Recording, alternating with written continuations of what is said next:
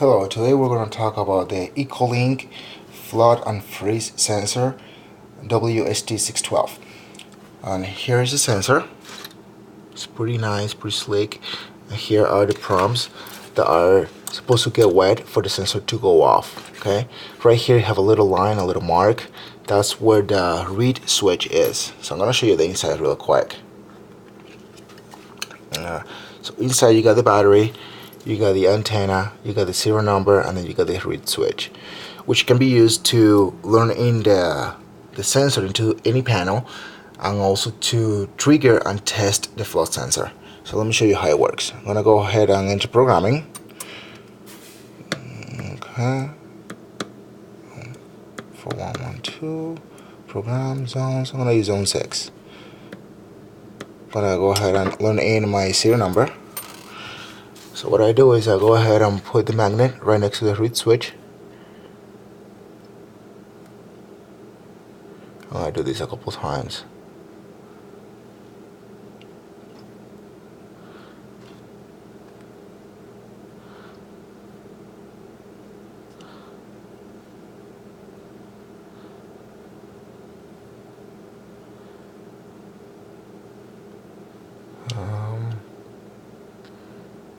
Alright. The flood sensor needs to be learned in as a loop 1. The freeze sensor needs to be learned as a loop 2.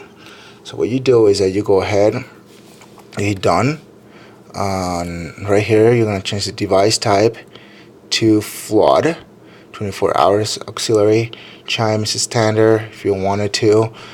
You can turn it off if you want to.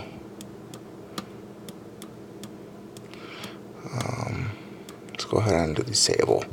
And supervision has to be supervised. I'm going to go ahead and hit save. Then on zone 7, I'm going to go ahead and do the freeze, which is going to be temperature. Alright, so maybe that's a loop 2. So what I got to do is either trigger the read switch again, or type in the serial number where it says serial number. So let's go ahead and type it in. 0467282. Okay, so temperature 24 hours, chime disable. Alright, I'm going to go ahead and hit save. Okay, and if you notice there is no tamper on this sensor, so I'm going to go ahead and exit out the programming. I'm going to go ahead and put my sensor together. So I make sure my two little lines right here are aligned. Do this. I don't know if you can see it right here, 2 lines. I'm gonna go ahead now and put the screws.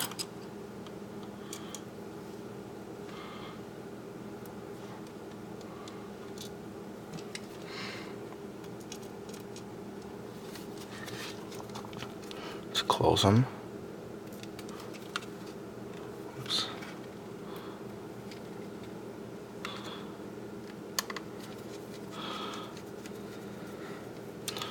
Okay, and then what I'm gonna do is I'm gonna go ahead and put in my little legs.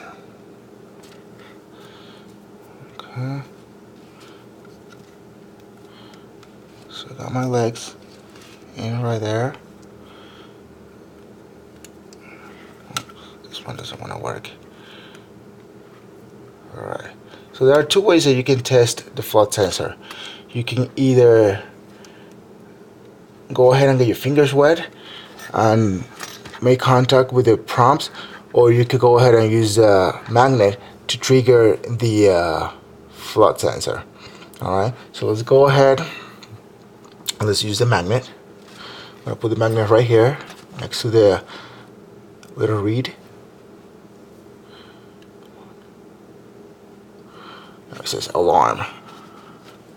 So I'm going to go ahead and disarm it. Okay. What I'm going to do now is I'm going to go ahead and get my fingers wet with a little bit of water, and then I'm going to put it across the read switch and see what happens.